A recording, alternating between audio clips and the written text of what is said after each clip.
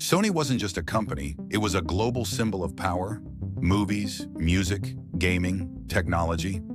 Sony didn't just sell entertainment, it controlled parts of culture. And for years it looked untouchable, until one email exposed how fragile that power really was. It started quietly, not with a public announcement, not with a scandal, but with a breach. Hackers gained access to Sony's internal systems and began extracting private data. At first, it was treated like a security incident, a technical problem. But then the real damage began.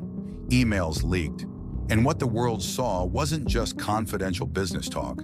It was the private personality of a company that thought nobody was listening.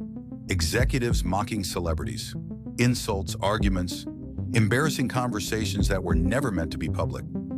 Then came the next wave: employee information, private contracts, internal documents. One by one, Sony's private world was dragged into the open. And the most damaging part wasn't even the hack itself. It was what the emails revealed. Because companies can recover from lost data, but it's harder to recover from lost trust. Sony's leadership looked unprepared. Their culture looked careless. And suddenly the image of Sony shifted from powerful to exposed. At that moment, Sony faced a decision: respond with transparency and control the narrative, or panic, deny, and let the internet decide the story for them. Sony panicked. Executives made rushed statements, security warnings escalated, and the situation turned into a public humiliation. What should have stayed an internal crisis became global entertainment.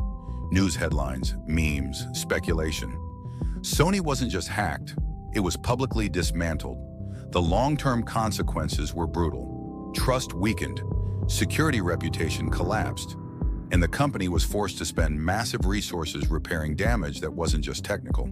Because the hack didn't only expose files, it exposed identity. And in modern business, identity is everything. The lesson is simple. The most dangerous information isn't what you store. It's what you casually say when you think nobody will ever see it. Sony didn't lose because of one breach. It lost because one email showed the world who they really were behind closed doors.